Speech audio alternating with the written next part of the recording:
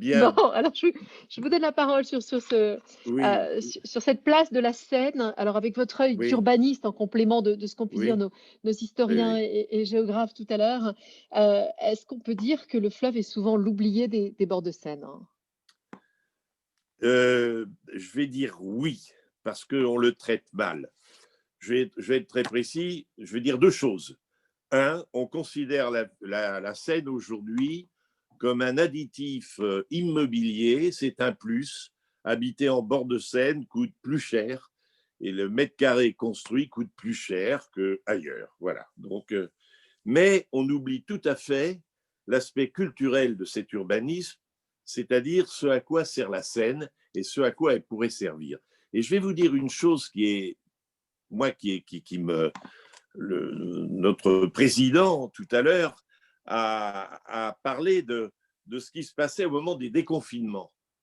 Et ce qui est absolument incroyable, je n'ai qu'en témoignage que ce qui s'est passé à Paris. Mais dès qu'il y a eu déconfinement, où est-ce que se sont précipités les gens, les Parisiens? Ils se sont essentiellement précipités au bord de l'eau, sur les berges de la Seine, qui sont accessibles largement aux piétons, et aussi, surtout, tout autour du canal Saint-Martin. Ça, c'est quand même très significatif. C'est-à-dire que l'eau garde cette espèce comment dirais-je, de lieu de rafraîchissement, de lieu de rédemption, de lieu de nettoyage. Et ça reste quand même quelque chose d'important. Alors, moi, je trouve que les berges sont très, très mal traitées, hein, même s'il y a des efforts. Mais je vais prendre l'exemple de Paris, parce que c'est l'exemple que tout le monde connaît. À Paris, il y a un aménagement conséquent de toutes les berges, une piétonisation très, très importante. Les gens y font du sport, les gens y font de la promenade, les gens s'y restaurent quand ils le peuvent. Les gens, voilà. Mais il y a une grande oubliée des berges, c'est la Seine. Personne n'en parle. La Seine, ça a été très bien dit tout à l'heure, elle est gentille, mais elle est aussi méchante. Elle est méchante parce que elle déborde. Et puis, quand elle ne déborde pas, elle est toujours méchante parce que si on tombe dans la Seine, euh, on peut s'y noyer. Il y a toujours des noyés. Bon, or, il n'y a aucune prévention. On ne trouve plus de bouées de sauvetage, comme on en voit, par exemple, je pense, au bord de fleuves et au bord de ports à Nantes, où il y a partout, parce qu'il y a des noyers avec une grande publicité qui ont été faites autour de ces noyers. Donc, depuis, la ville a installé des bouées de sauvetage. Eh bien, à Paris et ailleurs, sur tout le reste de la Seine, il n'y en a plus. Autrefois, sur chaque pont, il y avait une bouée de sauvetage. Alors, je sais que ce qui est dit, c'est que ces bouées étaient volées. Mais moi, je vois à Nantes, il y a tout un processus, un procédé. Elles ne sont pas volées du tout. Elles sont au contraire, les gens les respectent parce qu'ils comprennent bien qu'elles peuvent servir à sauver des gens. Je me souviens d'ailleurs dans un débat où je parlais de cela. Je disais, mais il n'y a pas de bouée. On m'avait dit, mais sur tous les bateaux logements, il y a des bouées. Et moi, j'avais dit, j'habite un bateau logement. Et je m'étais permis de dire, mais je ne suis pas pompier, puis je ne suis pas là en permanence. Donc, il doit y avoir, bon, il y a des défibrillateurs partout, il y a des Vélib, il pourrait bien y avoir des bouées. Voilà, c'est une première chose. La deuxième chose, on ne sait pas aller au fleuve, on ne sait plus aller au fleuve. On a parlé tout à l'heure du fleuve qu'on pouvait traverser à gué, on a parlé de plein de choses, on a parlé de baignade, d'eau Seine. Eh bien, il n'y a pas très longtemps encore, même juste après la Seconde Guerre mondiale, on pouvait aller encore se baigner dans la Marne, se baigner dans l'Oise et se baigner dans la Seine. C'est plus possible. Non seulement c'est plus possible, mais si jamais il vous prend la mauvaise idée de le faire, vous serez attendu par la police et vous aurez une amende. Donc, alors je sais bien qu'il y a un objectif qui dit que dans quelques années, pour les Jeux Olympiques, il y aura fatalement des baigneurs, puisque des gens se Se baigneront dans baignant. la Seine, renouvelant d'ailleurs avec les épreuves qui avaient eu lieu à Courbevoie en 1924, puisque le crawl a été découvert sur la Seine, dans les épreuves olympiques.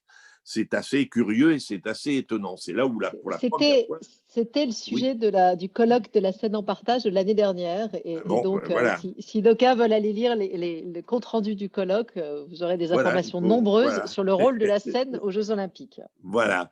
Donc, ça a été quelque chose d'important et ça, il faut le retrouver. Je voudrais rappeler, Antoine Grimbach a parlé des ponts, mais il y avait d'attaché à tous les ponts de Paris et ailleurs un escalier qui permettait, à partir du pont, de descendre sur la berge. Si vous regardez bien à Paris, il y a encore des tas de ponts, comme le pont Alexandre III, pour prendre un exemple avec ces escaliers majestueux. Mais si vous regardez d'autres ponts, vous verrez que les ponts, on voit encore que les traces des escaliers, mais ces escaliers ont disparu. Or, quel complément formidable serait, dans des berges aménagées, cette poursuite de ces promenades qui permettraient de remonter à la ville à chaque pont et ne pas attendre les rampes qui sont un peu trop distendues.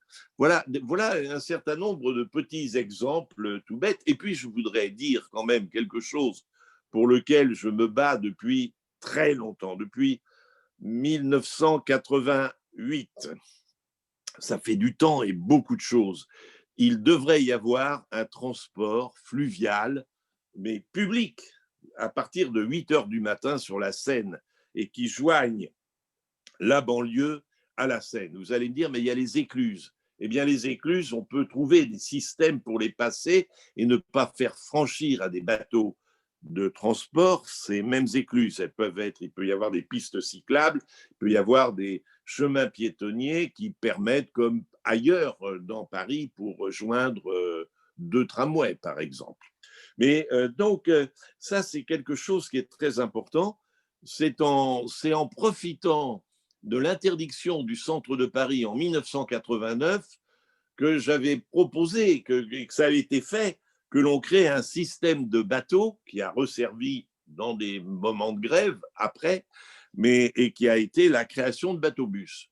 Donc voilà, mais bateau-bus, j'étais en bisbille avec le directeur du port autonome de l'époque, et lui pensait que ça ne pouvait être réservé qu'au tourisme. Et vous pouvez remarquer qu'aujourd'hui, les haltes de bateau-bus sont attachées au musée et à des lieux touristiques, mais pas du tout à un transport, puisque si vous allez à Notre-Dame, vous avez Notre-Dame aller, mais vous n'avez pas Notre-Dame retour. Voilà, Alors, vous êtes obligé d'aller, c'est un circuit un circuit un peu malin pour tourisme qui est plus ouvert sur la ville que ne le sont les bateaux-bouches, pour prendre un exemple. on va parler tourisme dans quelques instants. Peut-être en conclusion, je voulais vous demander quelles seraient vos pistes. Alors, assez rapidement, quelles seraient vos pistes aujourd'hui euh, pour reconstruire une relation forte avec le fleuve, si vous aviez 2, 3 suggestions à faire à nos élus?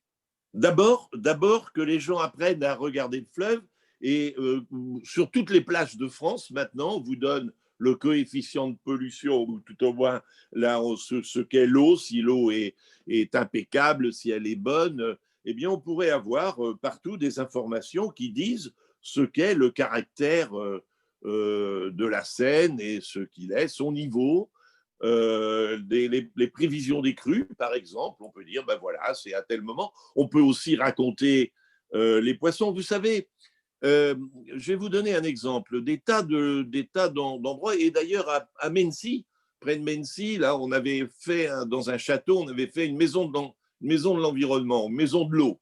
Ça ne marche jamais. La seule maison de l'eau qui soit acceptable, c'est celle qui longe par la berge les bords du fleuve, celle qui va permettre aux gens de regarder l'eau, justement. Et on pourrait, il y avait même, je me souviens qu'un habitant des bords de Seine avait proposé qu'on raconte l'histoire des bateaux logements, ou des bateaux qui sont là, ils ont tous une histoire, ils sont un type de bateau, ça existe, sur une portion près du pont de la Concorde, on raconte ce que sont les bateaux et on peut les regarder. Eh bien, on pourrait tout à fait imaginer ça tout tout le long de la Seine, partout où il y a des bateaux logements, partout où il y a des bateaux de transport. On peut aussi raconter les relations industrielles de la ville par rapport, le port en parle très très bien quand il parle des tonnages transportés par les péniches, de tout ce qui se passe, mais la réalité, on ne la voit pas, quoi. On voit seulement des centrales à béton avec des camions qui viennent embêter les berges, et on ne voit pas la continuité qui est comment dirais-je, le transport fluvial qui alimente justement ces centrales à béton. Il y a eu une très belle opération. Moi, je me souviens, les Chinois m'avaient demandé de leur parler de Paris et de leur montrer quelque chose de très complexe, enfin, qui montre ce qu'était l'urbanisme de Paris. Alors, j'avais emmené tout le monde, enfin, ces cinéastes, je les avais amenés au parc de Bercy, je montrais comment il y avait la cinémathèque, des habitats, toute l'histoire de ce lieu, la Seine qui était là et comment la Seine participait de tout ça. Et puis tout d'un coup, une chance inouïe, passe la péniche de Franprix avec ses containers qui allaient livrer. Et je disais, ben voilà, et c'était la continuité vivante de ce que la ville urbaine pouvait faire de culturel dans ce qu'est Paris. Alors, je suis navré d'avoir parlé beaucoup que de Paris, mais comment ne pas mieux traiter les relations des berges de Paris avec les berges d'Issy-les-Moulineaux, des berges de Paris avec Ivry, et avec Charenton, comment ne pas faire qu'il y ait une continuité qui aille très très largement sur l'Île-de-France et bien au-delà vers d'autres régions, comme l'a tout à fait dit Antoine Grimbach tout à l'heure. Écoutez, merci beaucoup, monsieur. C'était clair, parisien mais clair, et je pense que beaucoup d'autres communes pourront s'en inspirer. Et nous allons maintenant reparler du tourisme avec Frédéric Leroux, délégué général de Paris Seine-Normandie. Bonjour Frédéric. Bonjour. Alors, vous allez nous parler du tourisme réinventé. En effet, vous êtes délégué général de l'association Paris Seine-Normandie. On va peut-être revenir, ça a été évoqué plusieurs fois, revenir pour commencer sur l'évidente valeur touristique de la Seine. Entre l'Île-de-France et la Normandie, le territoire de l'Axe Seine, c'est aussi le territoire de couverture de la délégation interministérielle de la vallée de Seine, du préfet Philizot, qui va certainement nous en parler dans son intervention en conclusion. L'économie du tourisme, c'est 10% de l'activité économique globale. Ça représente plus de 400 000 emplois, presque 450 000, et ça pèse 15 milliards d'euros de revenus annuels. C'est une activité fondamentale. C'est une des filières d'excellence du territoire constitué par une bonne partie de l'Île-de-France et par une bonne partie de la Normandie. Et c'est considéré donc comme une des filières d'excellence de tout le travail qui a été lancé vraiment à partir de 2010 par les chambres de commerce d'Île-de-France et de Normandie. Alors, quand on parle de tourisme entre Île-de-France et Normandie, évidemment la Seine, comme trait d'union entre les deux régions, dans tous les domaines d'activité, et en particulier économique, mais évidemment aussi dans le domaine du tourisme. La Seine, dans le domaine du tourisme, c'est, par exemple, la Seine des impressionnistes, avec un contrat de destination nationale qui est partagé entre les deux régions depuis 2012. C'est la Seine des croisières. Alors, à l'embouchure, les croisières maritimes, 3 ports d'escale, Le Havre, Honfleur, Rouen, c'est plus de 250 escales par an, c'est 500 000 croisiéristes. Dans une année normale, je vais y revenir évidemment dans quelques instants pour parler d'une année complètement anormale en termes de chiffres et de revenus touristiques. Mais 500 000 croisiéristes avec une très belle croissance, le port du Havre notamment. Ce sont les croisières fluviales. Les croisières fluviales, ça a été mentionné en introduction, c'est 130 millions de retombées économiques pour le territoire. C'est pas beaucoup, mais ce n'est pas négligeable. Et c'est en belle croissance. C'est 20 paquebots fluviaux qui emmènent pratiquement 100 000 croisiéristes pendant la saison, tous les ans, là aussi dans une année convenable, une année 2018 ou une année 2019, à travers 25 escales de Paris jusqu'au Havre et à Honfleur ou dans l'autre sens. Ce sont les bateaux promenades sur la Seine. On le sait, on les voit tous les jours et en même temps on l'oublie. Paris, c'est le premier port intérieur touristique du monde. C'est 8 millions de passagers. Euh, Il y a un touriste sur 4 qui prend un bateau promenade, dans le lief de Paris, et c'est le quatrième monument le plus visité de Paris. Et Alors, puis, Frédéric, justement, il y a pas mal de réactions dans le public et c'était ma question. Tout ça, ça a été arrêté par la crise du coronavirus en mars dernier. Alors, un mot peut-être sur l'impact que ça a pu avoir sur ce tourisme et est-ce que ça ne pose pas des questions fondamentales sur le redémarrage? alors, quelques chiffres ou quelques données sur une année imprévisible et une année, soyons clairs, catastrophique. Catastrophique pour toute l'activité touristique, pas seulement en Île-de-France et en Normandie, partout dans le Bien monde, sûr. on va le dire. Quelques chiffres comme ça, au passage, pour vous donner on va dire l'ampleur des dégâts. Le trafic aérien, Paris Aéroport est un des plus grands aéroports du monde. C'est une porte ouverte au tourisme mondial. Le trafic aérien 2019, 100 millions de passagers. On sera très certainement à moins de 50 millions de passagers en 2020. Les nuitées touristiques, qui représentent un revenu important pour Paris, l'Île-de-France et aussi pour la Normandie, c'est 2 tiers de nuitées touristiques en moins. Le tourisme d'affaires, revenu très important, notamment pour Paris et pour l'Île-de-France. 500 salons et 250 congrès ont été annulés cette année. Le tourisme sportif, on en parlera parce qu'on va forcément faire une incise sur les Jeux Olympiques 2024. C'est 300 millions de pertes de revenus cette année en 2020 avec l'annulation de tous les événements sportifs. Les croisières maritimes, je les ai mentionnées tout à l'heure en disant que Le Havre était un port en belle croissance en matière de croisières maritimes. Les croisières maritimes, c'est quasiment 0 escale pour la saison.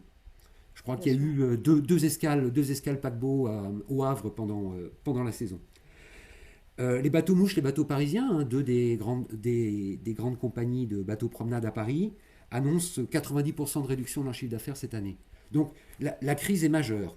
Et l'industrie touristique a été la première touchée, ou quasiment la première touchée, dès que les voyages et les déplacements internationaux ont été rendus quasiment impossibles à partir du premier trimestre de l'année 2020, et sera sans doute la dernière à retrouver un niveau d'activité normal.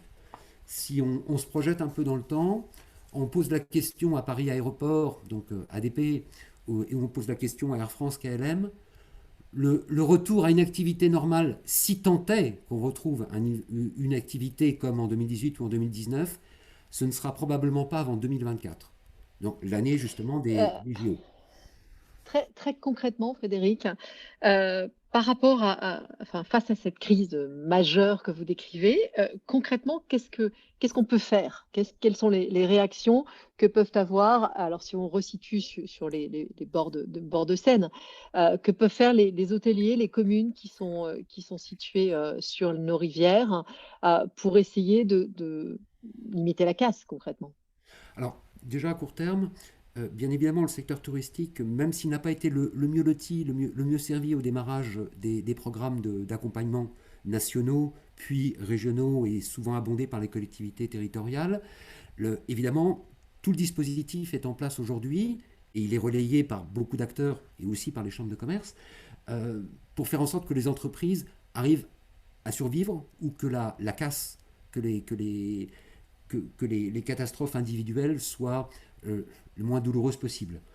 Euh, Aropa, et en particulier Aropa Port de Paris, a pris largement la mesure aussi de l'effet de levier qu'il pouvait avoir auprès de ses ressortissants au sens large, organisateurs de Bien sûr. croisières, hôteliers, restaurateurs, guinguettes, etc., pour mettre en place des dispositifs, on va dire, qui permettent d'atténuer et d'amoindrir les chocs. Là, on est vraiment dans le court terme et jusqu'à, on va dire, au début d'une reprise de saison touristique de 2021. Ce qu'on voit aussi, c'est que les opérateurs eux-mêmes ont pu, même pendant un temps assez bref, qui était le temps de l'embellie de l'été, se réajuster et prendre en considération un tourisme qu'on a tous vu plus local, plus régional, Bien plus de sûr. proximité, sauf peut-être malheureusement en Île-de-France, puisque les franciliens, ça a été évoqué tout à l'heure par Michel Cantal-Dupart, mais ils sont allés au bord de l'eau, ils sont allés au bord de la mer, beaucoup, hein. Donc un tourisme local à reprendre en considération, qui ne sera jamais le tourisme de masse qu'on a vu prospérer sur ces 15-20 dernières années, très probablement pas, mais un tourisme plus durable, plus qualitatif et plus à l'écoute de son territoire. Donc on voit tout simplement, prenons CroisiEurope, qui est un des organisateurs de croisières fluviales, l'organisateur NAL, on va dire, met en place un dispositif de je réserve et je ne paierai qu'au dernier moment. C'est tout bête, mais ça permet d'avancer sur ses prochaines vacances, sur sa prochaine croisière, sans avoir à débourser des sommes qu'on ne sera jamais sûr de pouvoir récupérer par ailleurs. Les bateaux parisiens ont mis en place tout un programme pour faire venir les familles à bord. On n'a plus de touristes internationaux, il faut que ce soit les familles de Parisiens, de Franciliens et d'autres régions ou d'un tourisme européen qui a pu se déplacer un peu pour venir en famille à bord et ne pas faire payer les enfants, par exemple. Donc là, on est vraiment dans l'ajustement immédiat, mais c'est bien Bien sûr. bien entendu, que les opérateurs eux-mêmes sachent se réinventer. On le voit aussi avec l'arrivée de bateaux plus petits. Tout simplement, distanciation, mesures sanitaires, et au lieu de faire embarquer plusieurs centaines de touristes sur un seul bateau, on va faire venir des bateaux de jauge inférieure et faire en sorte que ce soit plus facile à organiser, et puis peut-être une expérience un peu différente, qui corresponde plus aux attentes d'une, on va dire, de tendance plus lourde. Cette crise est un révélateur de tendance, très clairement. Si il n'y a pas un retour à un tourisme international du niveau des années 2010 tel qu'on l'a connu, et si on doit se réorienter vers une clientèle plus locale, il faut tenir compte de toute l'évolution vers un tourisme durable. Mes collègues de Normandie Tourisme ont établi une sorte de vade-mecum très récemment, là, courant novembre, pour dire euh, notre ambition, c'est de développer un tourisme plus local et de proximité, tourné vers la nature, qui tient compte de l'itinérance, qui est plus durable, plus responsable, qui favorise l'expérience, qui s'appuie sur le numérique et qui soit solidaire et familial. Alors, ça peut paraître un vade-mecum ambitieux et puis peut-être de grands mots ou de grandes ambitions. En fait, c'est possible. C'est tout à fait possible. On le voit avec, par exemple, la prise en compte par les organisateurs de croisières eux-mêmes de la transition énergétique. Il y a un programme qui a été mis en place par Voies navigables de France il y a quelques années, qui s'appelle le PAMI, qui permet, sous certaines conditions, d'accélérer la transition vers des moteurs et des propulsions beaucoup plus respectueuses de l'environnement, gardons en tête que le tourisme à l'échelle mondiale, c'est 8% des émissions de gaz à effet de serre. Donc là, on a déjà des progrès qui sont faits.